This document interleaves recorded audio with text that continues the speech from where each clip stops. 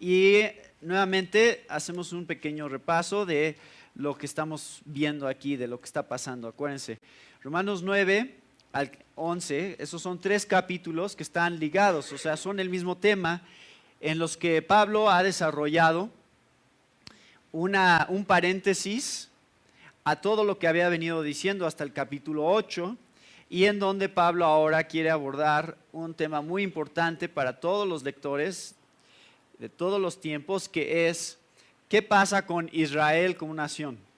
¿Por qué es que Israel como judíos no creen en Jesús como su Mesías, la mayoría?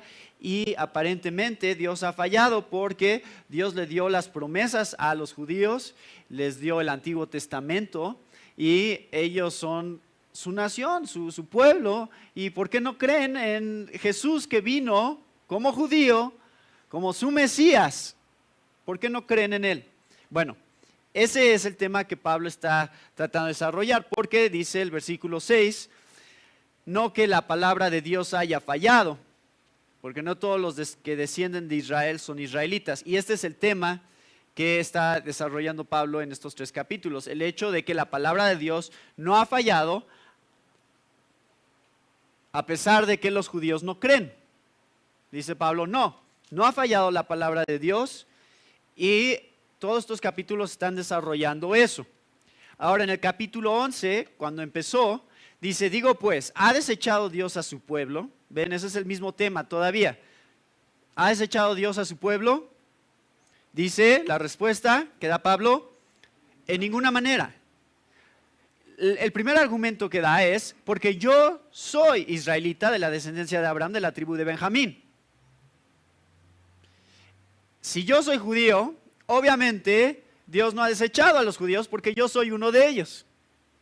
Ese es el argumento. Y eso lo empezamos a ver el domingo pasado, pero piensen un poquito en lo que está pasando aquí. Más que el hecho de que Pablo esté diciendo yo soy salvo,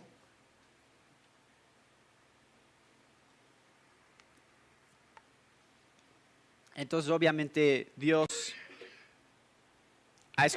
todavía tiene en su mente a los judíos, porque yo soy judío. Más que decir eso, piénsenlo. Pablo,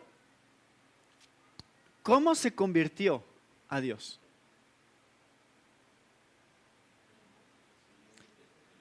Él no iba, a ver, ayúdenme a ver qué es lo que significa aquí cuando él dice, no, Dios no ha desechado a su pueblo porque yo soy uno de ellos, uno de los que han creído en Jesús como su Mesías. O sea, que Pablo nació en un hogar en donde sus papás le enseñaron, sí, Jesús es el Mesías, tienes que creer en Él. ¿Eso pasó? ¿Qué había pasado con Pablo? Él iba en la dirección contraria a Jesús como el Mesías, ¿no? Él estaba matando a la gente que decía Jesús es el Mesías. Entonces, él iba en la dirección contraria. Él no estaba inclinado hacia ser cristiano. Él estaba inclinado hacia lo contrario de ser cristiano. El día de hoy vamos a estar viendo este punto. Lo que significa ser salvos por gracia. Y aquí Pablo, más que estar pensando, miren, yo soy cristiano, está pensando, miren, yo soy cristiano. ¿Entienden? Yo, Pablo, que en algún momento perseguía a los que decían que ponían su fe en Jesús. Entonces, ¿eso qué quiere decir? Que cuando ustedes están viendo a los judíos como nación rechazando a Jesús como su Mesías, ¿hay esperanza para ellos? Claro que hay esperanza, porque había esperanza para mí, que estaba yo haciendo exactamente lo mismo, rechazando a Jesús como mi Mesías.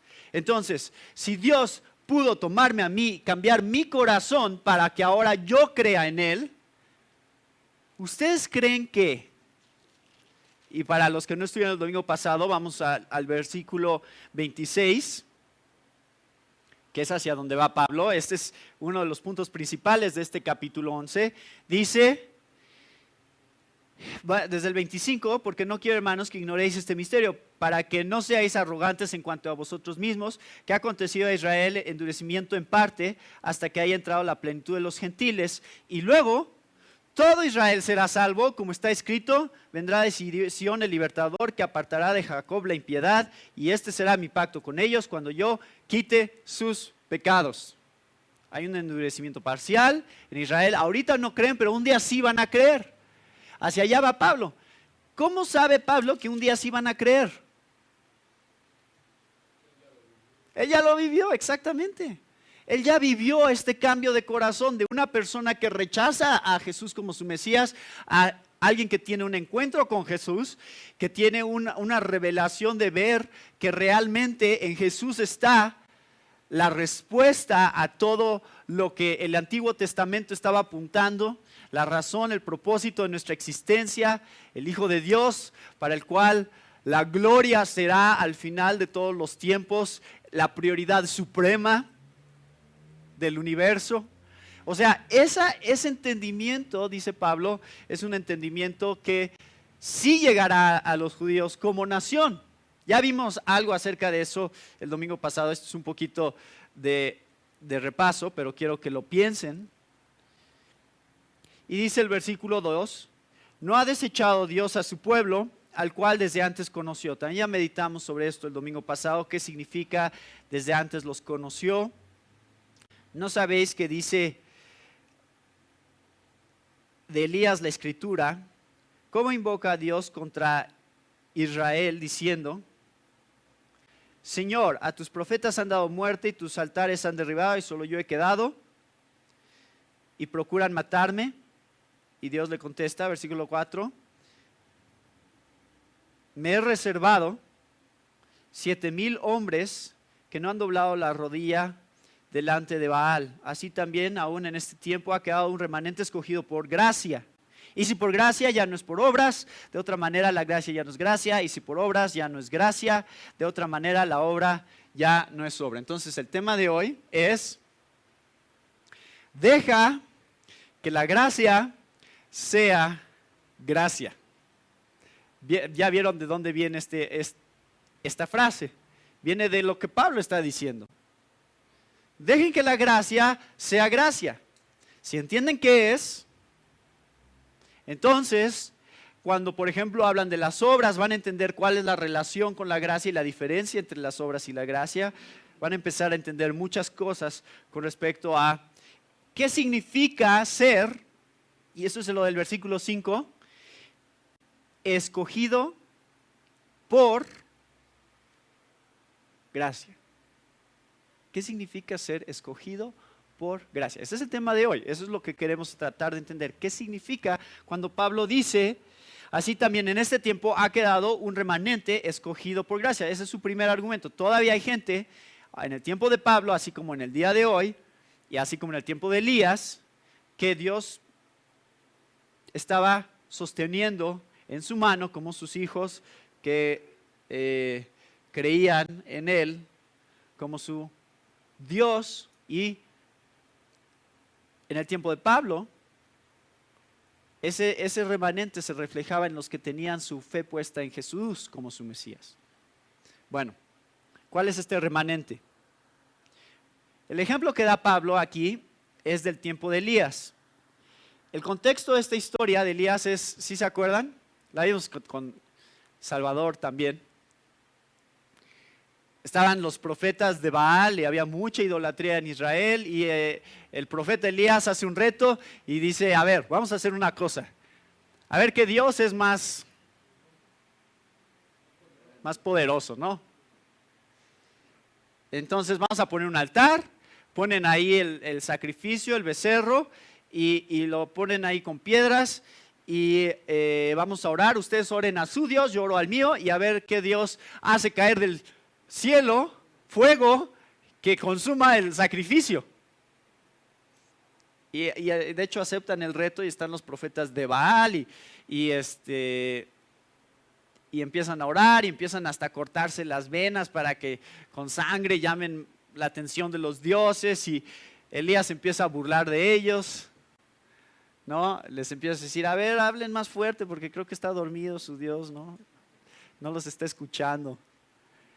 Y empiezan a tener esta dinámica en la que ellos están pidiéndole a su Dios y después cuando le toca a Elías, ¿qué hace Elías? Antes de orar dice, no solamente dejen ahí ese sacrificio, sino échenle agua, cubran todo con agua y además hagan una zanja y llenen esa zanja con agua. Y dice que cuando ora Elías y Dios hace caer fuego del cielo, no solamente se consume el sacrificio, sino todo el agua y todas las piedras y todo lo que estaba ahí quedó como un cráter básicamente. Fue una manifestación obvia de que Dios sí estaba con Elías. Pero ¿qué pasó después de ese sacrificio? Después de esa demostración de Dios. Mataron a los profetas de Baal. ¿Y qué pasa? Esto está en 1 Reyes 19-18. Vamos aquí porque esto es lo que Pablo está pensando. O sea, esto es su ilustración de Pablo. 1 Reyes, capítulo 19.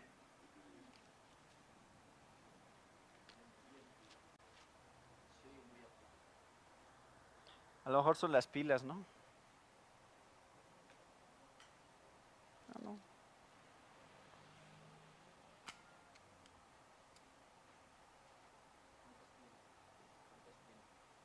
2.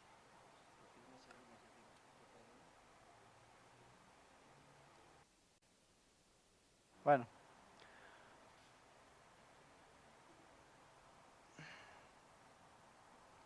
En el capítulo 19, versículo 18, bueno, ahí es donde concluye, pero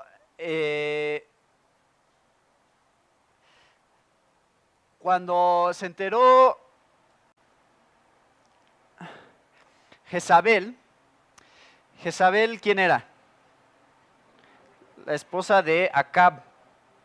Y ella se enteró de esto, de que habían matado a los profetas de Baal, y se enoja y básicamente dice, voy a matar a este profeta Elías.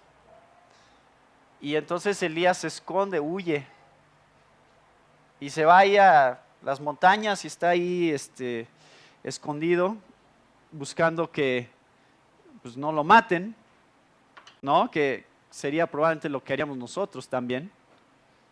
¿Sí está bien, no? Ya. ¿Se oye?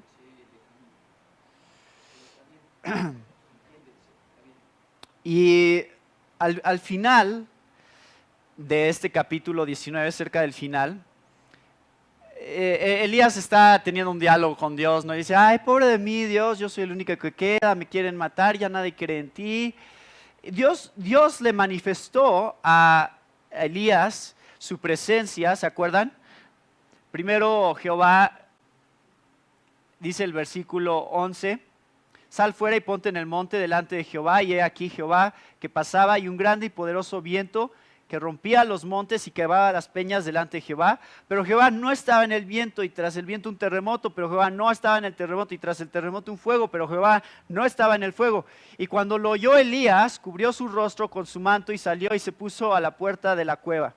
Y aquí vino a él una voz diciendo, ¿qué haces aquí, Elías? Él respondió, he sentido un vivo celo por Jehová, Dios de los ejércitos, porque los hijos de Israel han dejado tu pacto, han derribado tus altares y han matado a espada a tus profetas, y solo yo he quedado, y me buscan para quitarme la vida.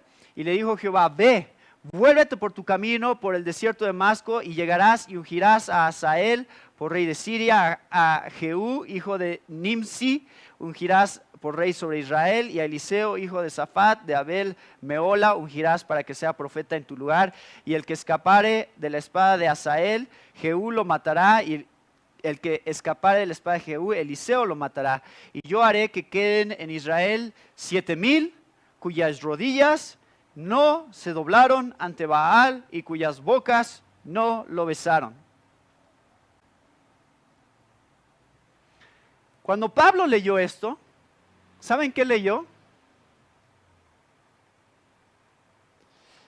No nada más leyó una estadística, o sea, bueno, siempre ha habido gente que sigue a Dios, porque pues, siempre, ¿no? Es parte de la variedad dentro de una sociedad, ¿no? Muchas religiones, siempre va a haber algunos que se queden ahí adorando a Jehová. ¿Es lo que oyó Pablo? ¿Es lo que leyó? ¿Una estadística? Bueno, sí es probable. Si había 7,000 en el tiempo de Elías, pues es probable que también hoy en día haya, ¿no? 7,000 entonces, ahí lo estaban matando, ¿no? Por ir en contra de Baal. Hoy en día,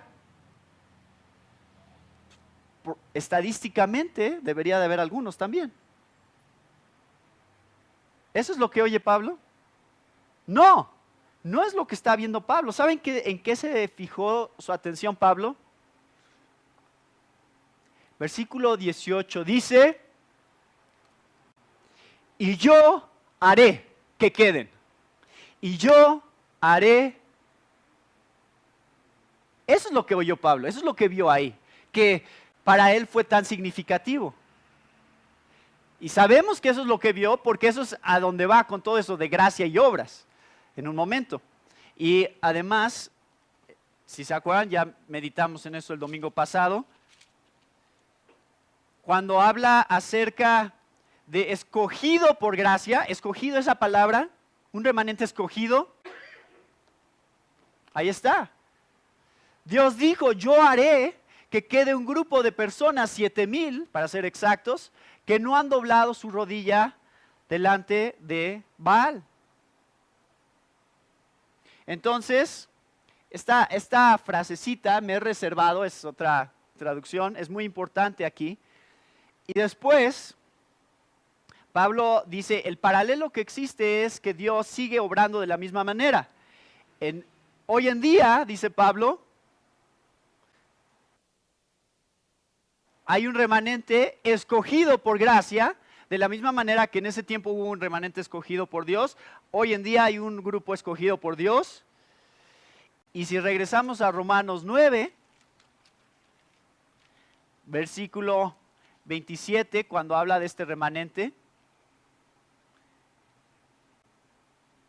nos damos cuenta, si fuera el número de los hijos de Israel como la arena del mar, tan solo el remanente será salvo, porque el Señor ejecutará su sentencia sobre la tierra y justicia con prontitud. Pero este remanente,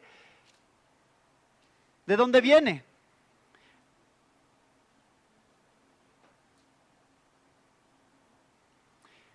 Esto es un repaso del capítulo 9, dice,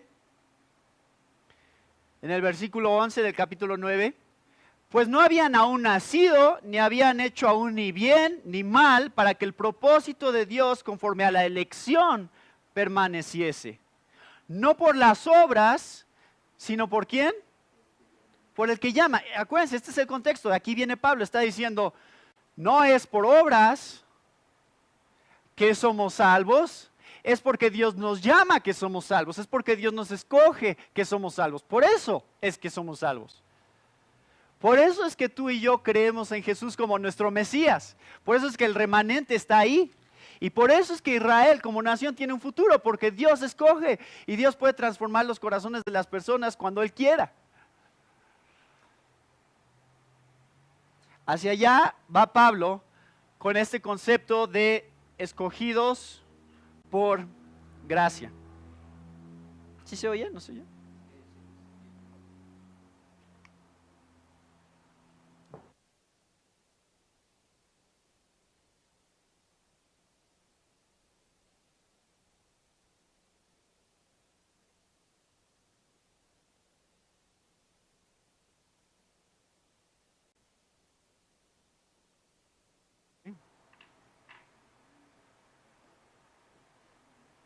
Puede ser que sea el canal de la consola.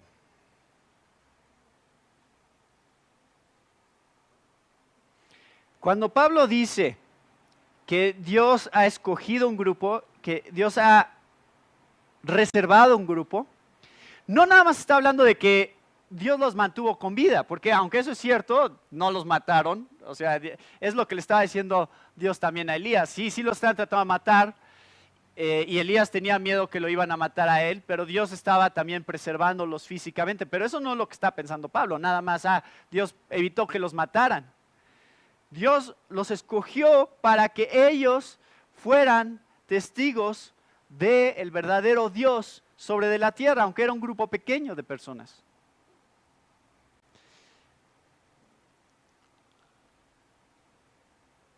Lo que quisiera que meditáramos ahorita es sobre lo que significa, culturalmente lo que significa el hecho de que ellos no habían doblado la rodilla delante de Baal. ¿Pero Baal quién era? Era un dios pagano, ¿no? Y es este grupo de personas que se rehúsa a hacer lo que todos los demás están haciendo, que es adorar a este dios. Y era un dios en el que estaba muy mezclado también la promiscuidad sexual, la degeneración sexual era parte de todos los rituales religiosos, y de esa manera también a través de la prostitución dentro del mismo templo lograban traer recursos y financiar todo lo que se estaba haciendo. Pero estaba tratando de pensar qué tan diferente es el día de hoy.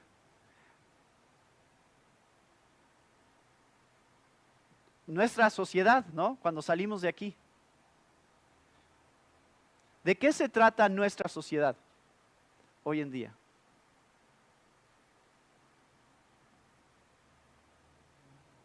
Hay dos cosas que ustedes solo tienen que prender la tele para darse cuenta que eso es lo que se vende, ¿no? Sexo y posesiones.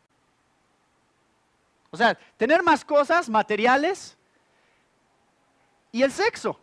Esas son dos de las cosas de mayor valor en nuestra sociedad, ¿no? Estábamos ayer en Señorita Coajimalpa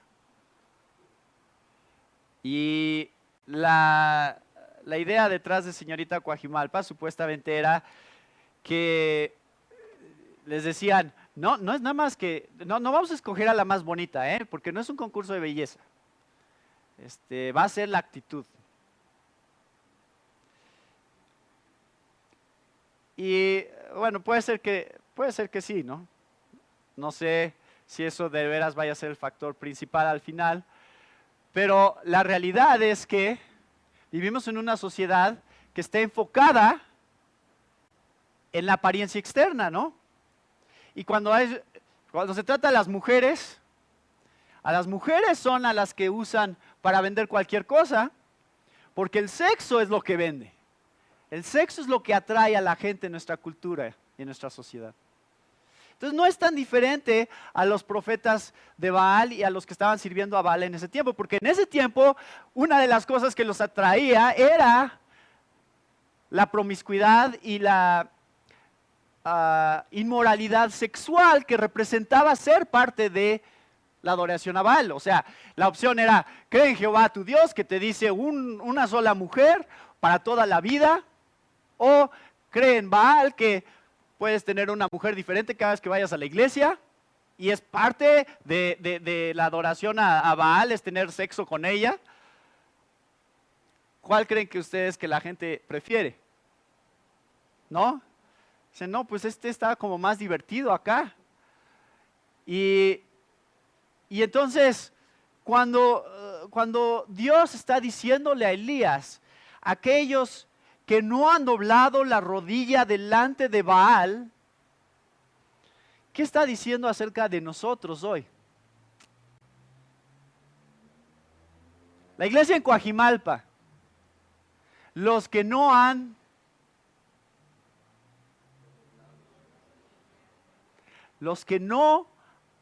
doblado su rodilla delante de la importancia que tiene el sexo y las cosas materiales en la sociedad. ¿Podría decir eso Dios de nosotros? ¿Que así hemos hecho nuestras prioridades? Aquellos que no han doblado su rodilla delante de Baal. Aquellos para los cuales dicen, no, El sexo no es lo más importante, el dinero no es lo más importante, las cosas que poseo no son lo más importante. Hay algo más valioso que es una relación con Dios. Y para eso vivo, para ese Dios. Y cuando Pablo está viendo esta historia, está viendo este paralelo en su propia época y está viendo el futuro de Israel, pero a la luz de lo que Dios hace en el corazón de las personas. ¿Saben que no es natural? No es natural que no prefiramos el sexo o las cosas. O sea, nuestra naturaleza va en la otra dirección. Para que nuestros afectos y nuestras emociones en relación a Dios cambien, necesitamos que Dios haga una transformación de nuestro corazón. Tú y yo siempre, obviamente es nuestra inclinación, nos inclinamos siempre hacia lo que trae satisfacción física, temporal y superficial, y lo que trae satisfacción temporal a través del dinero y las cosas que podemos tener. Esa es nuestra inclinación, a pensar nada más en ahorita y no en la eternidad. Y cuando dice Pablo en el siguiente versículo, así también aún en este tiempo acá un remanente escogido por gracia, ahora somos nosotros. Decimos, ¿quiénes somos nosotros?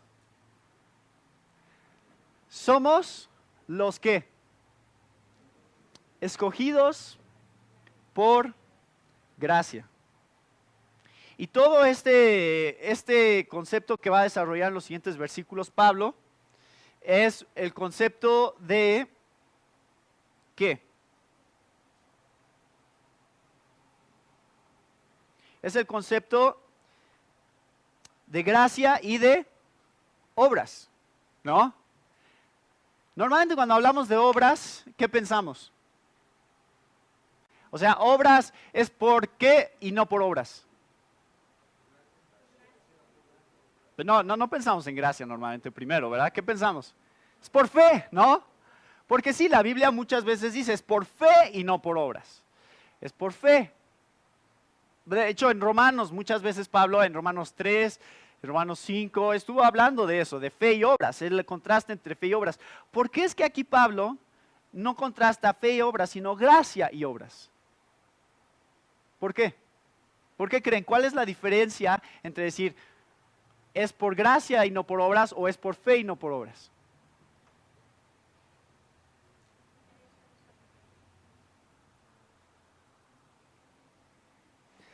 La respuesta es esta.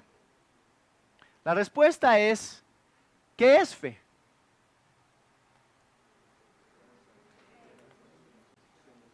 La respuesta es,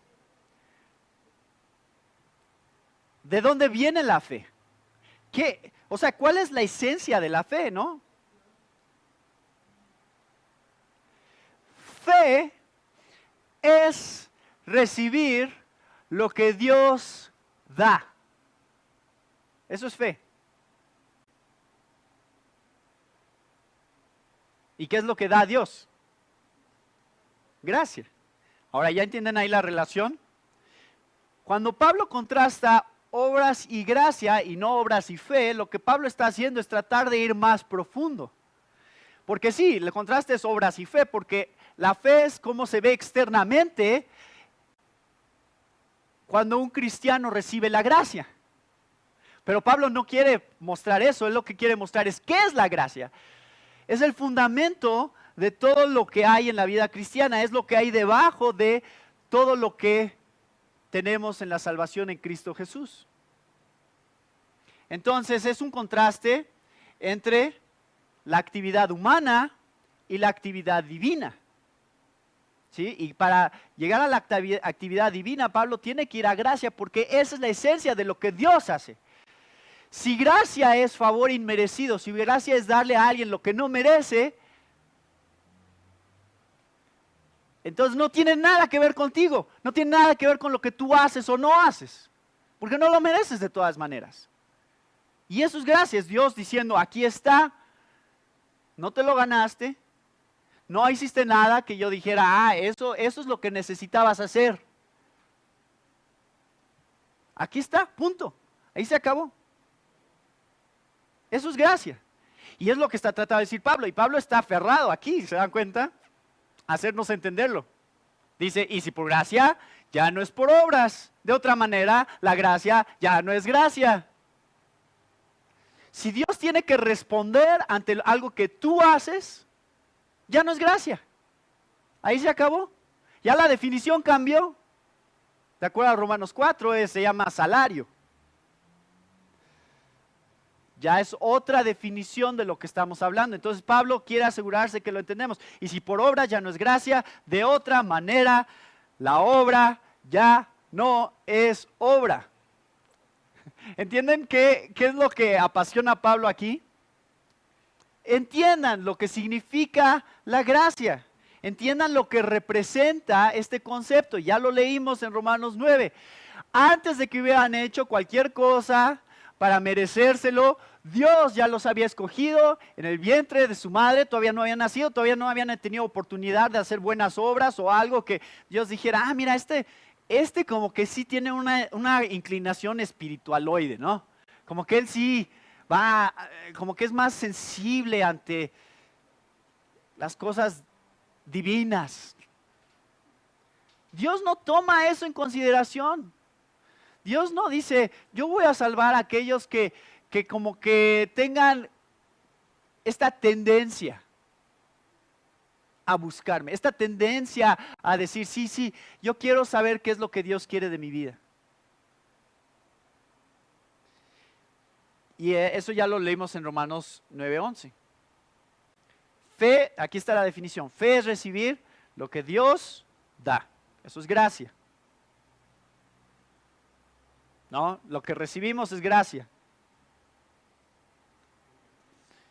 Y gracia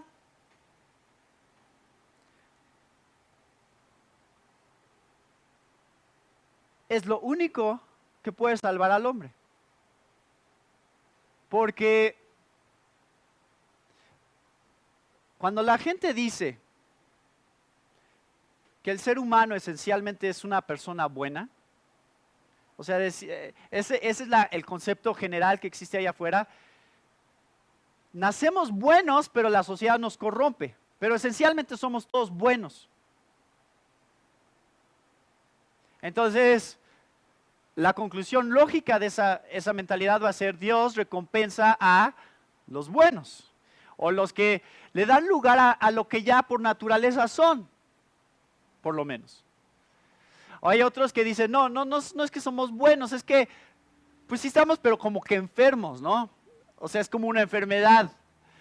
Todos tenemos este problema de la maldad, que es como una enfermedad y es contagiosa, pero pues te puedes como tratar de evitarla y tratar de curarte de ella. Entonces ahí, pues como que gracia, Dios nos ayuda, y ahí viene el concepto de ayúdate que yo te ayudaré, ¿no? Porque dicen, pues sí necesitamos ayuda, pero tú tienes que echarle ganas. Primero, tú échale ganas, luego ya Dios te ayuda. Pero el concepto bíblico es Romanos 3:10. No hay justo ni aun uno, no hay quien entienda, no hay quien busque a Dios.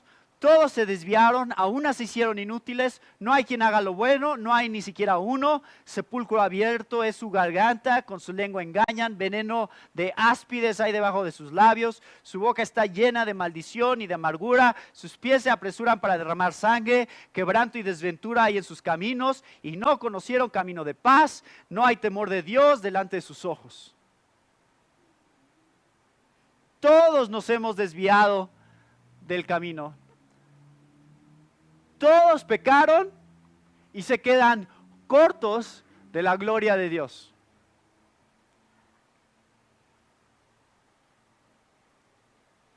El concepto bíblico es: estás no bien, no enfermo, estás muerto. Y no requiere mucho saber qué tanto puede hacer un muerto. ¿Cuánto puede hacer alguien que está muerto? Nada. No puede hacer nada. ¿Y qué puede hacer un muerto para estar vivo? Quiero que ustedes me digan, es más, ¿Cuándo ustedes decidieron vivir? ¿Cuándo dijeron, yo quiero ser alguien con vida? ¿En qué momentos, se acuerdan de ese momento de su vida en que ustedes dijeron, me gustaría pasar de la no existencia a la existencia? ¿Quién de ustedes hizo esa decisión? Ninguno de ustedes hizo esa decisión. Eso es algo que estaba completamente fuera de nuestras manos. Ninguno de nosotros tiene la capacidad de hacer eso. Entonces, cuando Pablo está pensando en este contraste, obras, gracia, eso es exactamente lo que está pensando. Está diciendo, se necesita la iniciativa entera y absoluta de Dios para que alguien pueda creer. El ser humano no tiene la capacidad de creer. Dios necesita ser el que tiene la iniciativa, el que cambia el corazón, y es lo que estaba leyendo David hoy en la mañana, que quita el corazón de piedra y pone un corazón de carne, pone los deseos, cambia la manera de pensar y dice, ahora Jesús ya no es nada más un personaje histórico famoso, sino que es la razón de toda mi existencia, y es precioso y es glorioso verlo ahí en la cruz sacrificando su vida y dándose a sí mismo por mis pecados. Es lo más hermoso que he visto en toda mi vida. Algo pasó ahí. ¿Se dan cuenta? Algo cambió en mi manera de ver las cosas, en mi manera de sentirme con respecto a Él y con respecto a Dios, que no es algo que yo produje. Yo no tengo la capacidad de cambiar mi manera de ver a Jesús. Dios tiene que cambiar mi manera de ver a Jesús. Y entonces ustedes están aquí sentados, ¿por qué? ¿Por qué les interesa esto que dice este libro? ¿Qué pasó? Gracia. O me van a decir, no, hermano, es que aquí estamos los inteligentes. O sea, aquí estamos los que tomamos buenas decisiones. Aquí estoy porque mis papás me estuvieron enseñando y me dijeron que tengo que ser una buena persona y tengo que buscar la voluntad de Dios. Por eso estoy aquí, porque yo soy más listo. Yo soy como aquellos que no se drogan, ¿no? Porque así podríamos pensar, ¿no? En relación a la Biblia, ¿no? Esos tontos que se están drogando, pues se están echando a perder sus vidas. Pero aquí yo estoy que no me drogo y no hago cosas malas, entonces soy más listo, ¿no? ¿Soy más listo que ellos? Porque no hago las cosas que ellos hacen. O esos ateos, esos que no creen en Dios, son unos tontos. ¿Cómo no van a creer en Dios? Pues miren toda la naturaleza y todo lo creado. Es lógico que existe Dios. Nada más se necesita razonar un poquito. Te vas a dar cuenta que ahí está. Esto es el resultado de alguien más grande que nosotros. ¿Es eso lo que se necesita? Dios usa el razonamiento, no estoy diciendo que el razonamiento es malo, pero lo que estoy diciendo es que lo que está detrás y al final de todas las cosas es la acción y la iniciativa final de Dios, que no tiene nada que ver con lo que tú y yo hacemos o decidimos o sentimos. La gracia significa, no lo mereces, pero aquí está.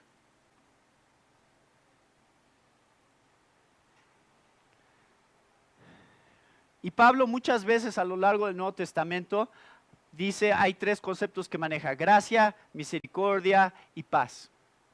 Así empiezan muchas de sus cartas, ¿no? Gracia, misericordia y paz sea a vosotros. ¿Por qué?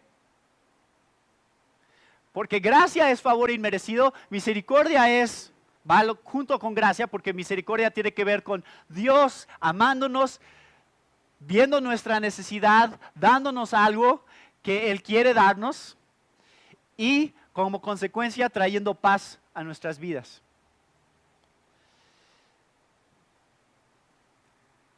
¿Qué tiene esto que ver con Israel? Mucho, porque gracia soberana es la única manera en que Pablo puede asegurar la salvación futura de Israel. ¿Cómo es que Israel va a ser salvo un día? No porque Israel es Israel y porque Israel tiene una excelente historia de creer en Dios y de no seguir a otros dioses. Ya lo vimos con Elías. La tendencia de Israel es ¿qué? Pero Pablo con toda seguridad puede decir, sí, un día todo Israel será salvo. ¿Por qué? Porque Dios los salvará, porque Dios cambiará su corazón, porque Dios hará que vean a Jesús como su verdadero Mesías y Dios cambiará sus corazones. Y esa es la promesa, el nuevo pacto que estaban leyendo en Ezequiel y también está en Jeremías. Bueno, para terminar con este sauna.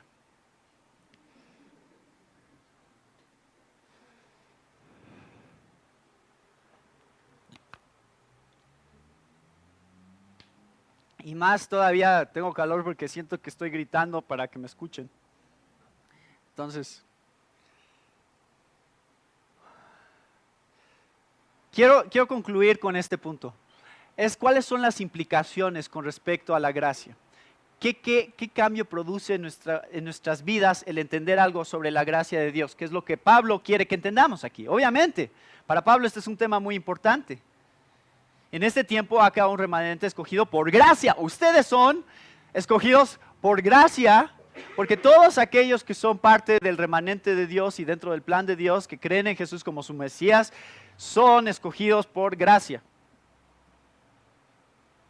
Bueno, en primera, nos da una perspectiva correcta sobre nuestra propia realidad.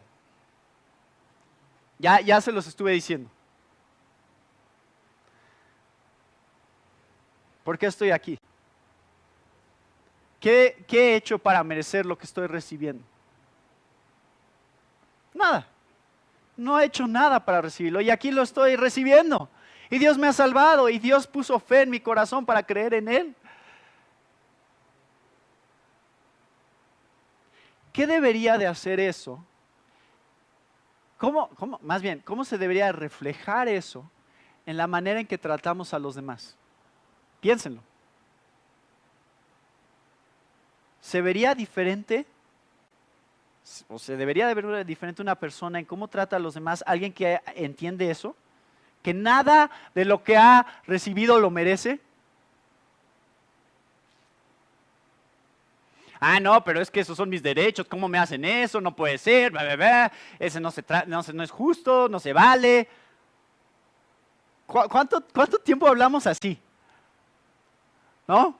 Sobre nuestros derechos y lo que otros deberían de hacer por nosotros y la manera en que otros nos deberían de tratar y la manera en que deberían de responder entre nosotros, ¿no? Y no se lo doy porque no se lo merece, ¿no? Imagínense en el matrimonio. ¿Qué pasa en el matrimonio que sería tan diferente si como cristianos viviéramos matrimonios de gracia? Dar lo que no merece la otra persona.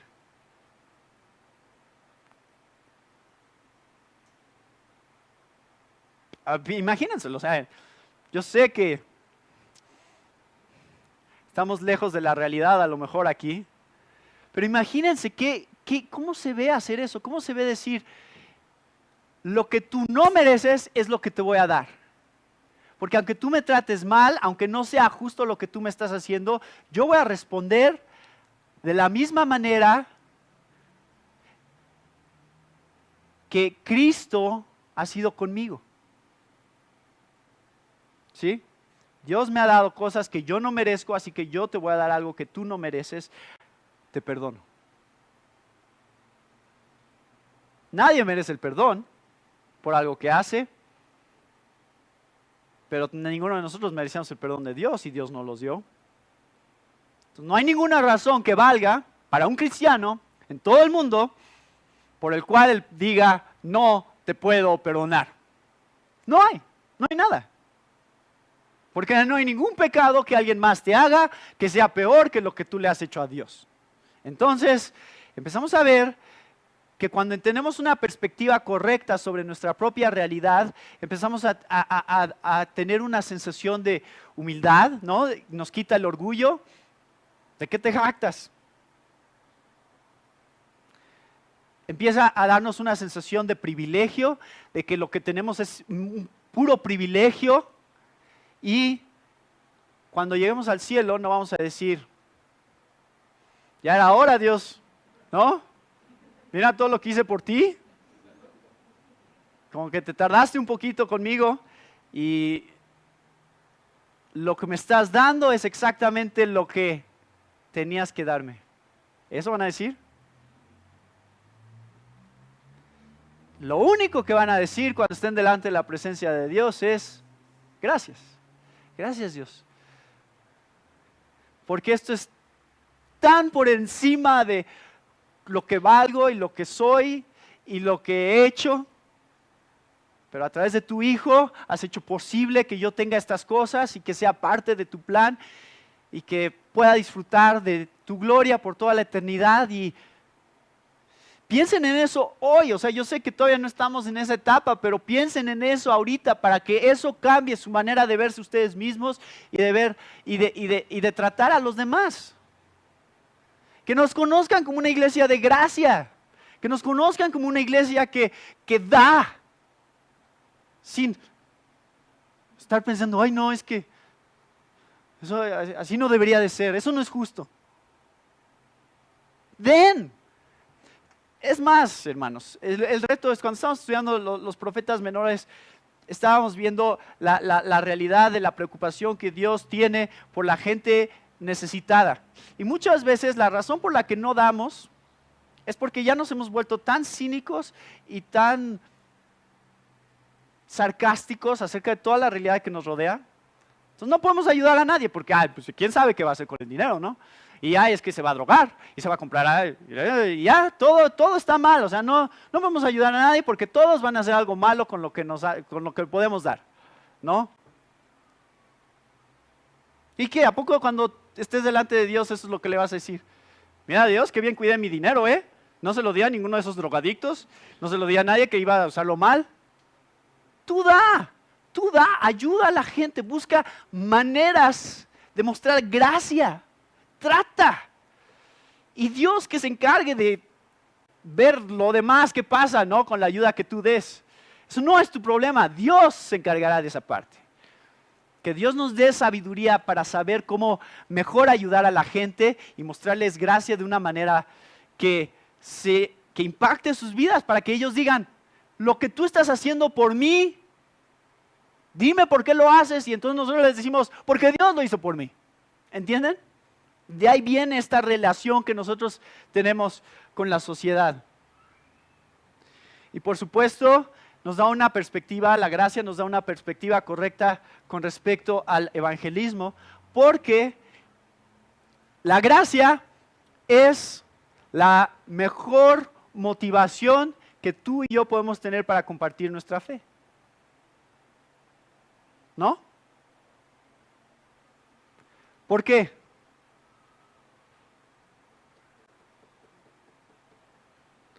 Porque no hay ni un solo pretexto que alguien te puede dar por lo cual no podría ser escogido por Dios para salvación. No hay nada. Porque es por gracia, es inmerecido. Entonces, no, pues es que tú no sabes las cosas que yo he hecho y tú no sabes el tipo de vida que he llevado y tú no sabes las cosas que he dicho acerca de Dios y las blasfemias que he pronunciado con esta boca. No importa, porque no se trata de que lo merezcas, se trata de que Dios te lo está dando sin merecerlo. No hay ninguna razón por la cual ustedes no podrían compartir su fe con alguien y no hay ninguna razón o sea, cuando estamos estudiando esto de ser escogidos por Dios, obviamente mucha gente dice, es que ¿qué tal si yo no soy escogido? ¿No? ¿Qué tal si yo no soy de esos escogidos? No pienses así. Para eso no está diciendo esto de la Biblia, para que pienses, a lo mejor no soy escogido. Está diciendo esto para que digas, no hay ninguna razón por la cual que me podría hacer pensar que no soy escogido. No hay ninguna razón que yo pueda darle a Dios para decirle, ¿sabes qué, Dios? No soy escogido por esto. No. Dios, si Él te ha escogido y Él te quiere salvar por gracia, lo hará. Y hay toda la esperanza y toda la oportunidad para cualquier persona en todo el mundo de salvación. Y ningún pretexto que valga. Ninguno. ¿No es increíble? ¿No es increíble el mensaje del Evangelio? La gracia es la raíz y el fundamento de todo lo que creemos, hermanos. Todo. Y cambia nuestra manera de vernos a nosotros mismos, cambia la manera en que tratamos a los demás y cambia la manera en que evangelizamos a la gente. Y estoy seguro que ustedes conocen mucha gente que ustedes dicen, no hay manera en que él va a creer en Jesús porque es bien terco y no escucha y él ya tiene sus propias ideas de cómo es el mundo y cómo deberían de ser su vida y sus actitudes. ¿Para qué le comparto? ¿No? ¿Conocen a gente así? Todos conocemos gente así. Decimos, para él no hay esperanza, no lo visualizo como cristiano, no me imagino cómo sería él como cristiano. Escogido por gracia. Escogido por gracia. Dios lo puede hacer porque Él lo hace. Él salva a la gente que Él quiere salvar y Dios, así como Israel ahorita decimos, yo no veo cómo todo Israel un día va a creer en Jesús como su Mesías, porque si ustedes escuchan a un judío hablar y si ustedes escuchan a la mayoría de judíos que hay aquí en México, por ejemplo, se van a dar cuenta que el Nuevo Testamento y Jesús es un insulto para ellos. Es un insulto. Es lo peor que podrías hacer es creer en Jesús. Y cuando hablas con ellos y escuchas que dicen eso, dices, ¿cómo todo Israel será salvo? Yo no veo cómo va a pasar. Están tan ciegos, están tan perdidos. Gracias. De aquí va a venir el argumento de Pablo para poder decir lo que explica en el versículo 26. Y luego, todo Israel será salvo. Bueno. Continuamos con Romanos 11, versículo 7, el próximo domingo.